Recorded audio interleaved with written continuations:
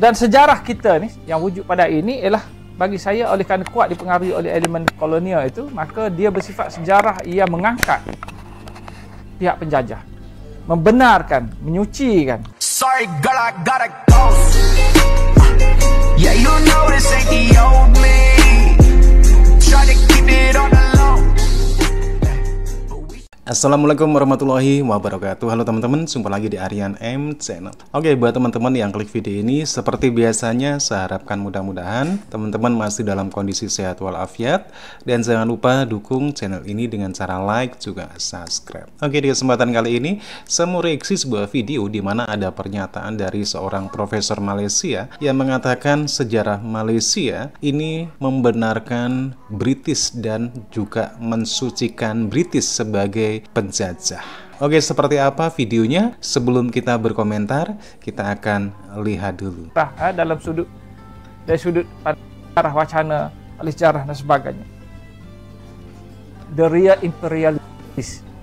Franz Sutherland, the real imperialist. Clifford dan sebagainya. Pemikiran mereka ini sangat jelas bersifat imperialis, sangat negatif tentang masyarakat pribumi, sangat kuat menyanjung imperialisme British. Baik. Dan sejarah kita ni yang wujud pada ini ialah bagi saya oleh kerana kuat dipengaruhi oleh elemen kolonial itu, maka dia bersifat sejarah yang mengangkat pihak penjajah, membenarkan, menyucikan kewujudan dan juga segala tindak tanduk British di sini. Itu sejarah kita. Mungkin orang akan petikaikan sudut pandangan saya. Mereka kata dalam buku-buku kita ada pun yang kritik British, ada yang mengangkat perjuangan-perjuangan orang Melayu awal dan sebagainya. Anda buka buku teks, anda lihat berapa persen kritikan-kritikan itu wujud berbanding dengan elemen yang membenarkan kewujudan British di sini. Maksud saya elemen yang mengangkat tentang sumbangan British. Berapa persen kritikan tersebut, dan kalau lihat secara keseluruhan buku tersebut, anda boleh buat satu rumusan umum. Rumusan anda tu macam mana agaknya? Adakah elemen yang sedikit itu yang akan anda rumuskan, ataupun elemen yang lebih luas tentang aktiviti dan peranan British? Saya nampak ialah apa yang ketara dalam konteks sejarah politik yang ada dalam buku teks kita. Sejarah politik itu lebih memaparkan tentang sumbangan British, bukan sumbangan orang pribumi. Orang pribumi ini dilihat sebagai mundur, ketinggalan, primitif dan sebagainya.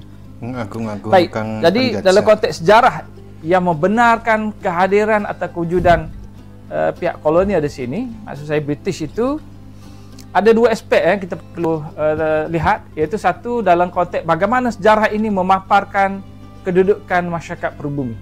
Yang kedua ialah bagaimana sejarah ini memaparkan kedudukan pihak penjajah. So dua aspek ini kita kena cuba untuk fikir balik, renung balik, teliti balik di mana kedudukan dua-dua elemen ini dalam buku-buku kita, bukan buku teks saja, dalam buku-buku kajian sejarah, dalam dari sudut pandangan ahli sejarah, wacana ahli sejarah dan sebagainya. Jadi yang pertama ialah paparan tentang pribumi. Setahu saya bila saya mengkaji banyak buku, saya telah baca, dah 15 tahun saya duduk mengkaji ini. Itu pada masa saya buat master dan PhD sebelum itu pun saya sudah banyak mengkaji. Bacaan saya menunjukkan bahawa tulisan dan juga buku-buku kita ini bila papas sejarah banyak memberikan gambaran yang negatif tentang sejarah masyarakat pribumi. Ini adalah sebahagian daripada kesan, daripada pengaruh rujukan daripada catatan kolonial. Watak pribumi ni, raja-raja dia, pembesar dia, rakyat dia sendiri pun, sistem dia, institusi dia, amalan dia, budaya dia, nilai dan sebagainya itu diperlihatkan sebagai bersifat mundur, bersifat keji, bersifat menindas, jahat dan sebagainya. Ini senang saja, kalau nak beri contoh senang saja, nak ambil buku mana yang kata macam tu, kerana dia ketara. Baik, yang kedua ialah penjajahan tu macam mana kita gambarkan dalam buku kita. Sekali lagi, cuba lihat buku kita ni. Bila dia bincang tentang, saya ambil contohlah, tentang negeri Perak kurun ke-19. Bila bincang tentang kemasukan British tu jadi baik, kuasa yang datang untuk menolong, mengadakan perjanjian pangkuk untuk menyelesaikan masalah orang Melayu di Perak. Itu yang dibawa dalam naratif kita yang saya kata bersifat mesra penjajah ni. Dia menggambarkan seolah-olah Perak pada masa itu sangat teruk. Ada masalah, ada konflik, ada kezaliman yang berleluasa berlaku, rakyat tertindas sampai British perlu datang buat satu perjanjian untuk selamatkan kita. Dan itu yang berlaku yang kita baca. Bahkan dalam buku teks pun disebut bahawa perjanjian itu dibuat untuk mengatasi masalah perpecahan dan konflik perang saudara yang berlaku dalam kalangan orang Melayu. Tapi kalau anda kaji, macam mana nak membuktikan perang saudara itu berlaku? Istilah perang itu pun tidak tepat. Peperangan itu berlaku di mana? Berapa orang yang sudah terbunuh? Berapa orang terbunuh? Ada beratus orang? Ada berpuluh orang sebelum British datang? Siapa yang berperang? Senjata macam mana mereka guna untuk berperang? Di kampung mana mereka berperang? Kalau kaji secara detail, elemen macam ni tak wujud pun. Jadi kenapa perkara macam ni timbul dalam konteks sejarah kita? Kerana kita telah ambil tafsiran atau catatan yang ada dalam catatan pentadbir kolonial itu daripada Frank Sutherland, daripada Clifford, daripada Maxwell, daripada McNair dan sebagainya, untuk kita sambung sebagai satu tafsiran sejarah yang benar. Walau mereka ini mencatat tanpa mereka memahami pun apa yang berlaku. Dan kalau anda baca rekod-rekod daripada pihak British sendiri, ini yang menarik. Rekod pihak British, bila dibaca balik, rupanya sejarah dia British terlibat untuk mengatur supaya Raja Abdullah ini menuntut jawatan sultan itu dengan mengadakan alasan yang macam ni lah. Dengan Ibrahim nak jadi sultan, nak rapah kuasa, lantik Sultan Ismail. Walhal sebenarnya bila dikaji balik, sebenarnya Raja Abdullah itu yang menolak pelantikan jawatan sultan. Walaupun setelah dipujuk banyak kali, dia tolak.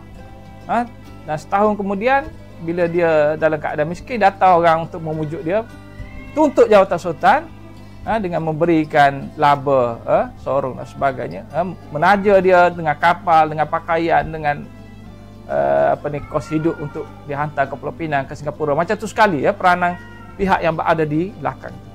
Jadi versi yang ada dalam rekod British yang rasmi ini tidak timbul. Ini saya baca ni rekod rasmi British. Yang satu lagi ialah catatan personal peribadi yang diambil oleh ahli sejarah. Catatan personal ni, catatan rekod ini tak diangkat sejarahnya adalah berlainan. Yang ini ni British pun sendiri pun tak tahu kita akan rujuk rekod-rekod mereka. Jadi mereka cakap perkara yang sulit, yang berbeza dengan apa yang dicatat dalam konteks catatan peribadi pentadbir British yang prejudis ini. Malah sekali sejarah kita ni lebih berpihak pada catatan peribadi pentadbir British yang prejudis itu menyebabkan pandangan tentang masyarakat pribumi itu menjadi sangat negatif, sedangkan penjajah itu menjadi baik. British ini datang bawa keamanan, cuba untuk menyatukan orang, menyelamatkan rakyat yang ditindas dalam kes di Perak itu. Dan kemudian setelah dia menguasai, ingat dalam konteks British ini, bila dia datang, dia menguasai dengan pelbagai cara, tipu helah, penindasan, ugutan, perang, ada genosid pun dia lakukan dalam kes di Perak itu. Macam-macam dia buat. Tetapi cuba fikir balik, bila kita baca buku teks kita ni, ada tak elemen ini diangkat? Macam mana proses campur tangan British itu berlaku?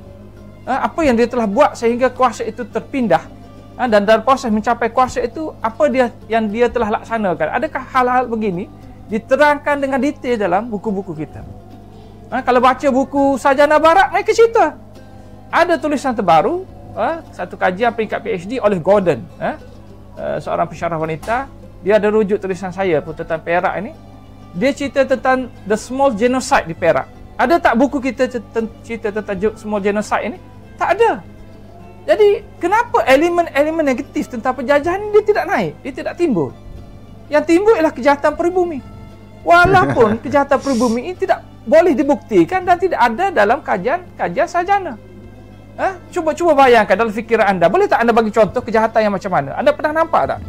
Tapi kalau penjajahan British ini, kita boleh nampak, kita boleh imagine, kita boleh bayangkan dengan senjata dia, dengan pakaiannya, dengan sepoi dia, dengan apa yang dia buat dan sebagainya. Kita tahu bahawa British agresif, British ni licik, British ni datang untuk menguasai kekayaan di sini. Oke teman-teman, ya demikian satu buah video di mana ada profesor Malaysia yang membongkar ketidakbenaran sejarah yang ada di Malaysia yang dipelajari sampai sekarang. Di mana sejarah di Malaysia itu lebih membenarkan keberadaan British sebagai penjajah dan juga mensucikannya, dan lebih mendiskreditkan kaum pribumi yang ada di Malaysia, seolah-olah British itu sebagai penolong, British itu sebagai penyelamat, dan ini ditulis dan dipelajari oleh generasi muda Malaysia sampai saat ini. Tentunya sejarah-sejarah yang seperti ini akan melahirkan generasi-generasi muda yang kurang patriotis terhadap negaranya. Bagaimana tidak, mereka mempelajari sejarah yang salah, sejarah yang tidak membela kaum pribumi, justru malah menyanjung, mengagung-agungkan kaum penjajah. Tetapi sayangnya ketika orang Malaysia dibilang kalau kemerdekaan negaranya dibilang giveaway ataupun pemberian dari British, itu dia marah. Inilah yang terjadi di Malaysia ketika sejarah ditulis dengan salah. Oke teman-teman, ya demikian satu buah video, dan silakan teman-teman kalaupun mau berkomentar saja. Jangan lupa like, subscribe channel ini. Terima kasih dan wassalamualaikum warahmatullahi wabarakatuh.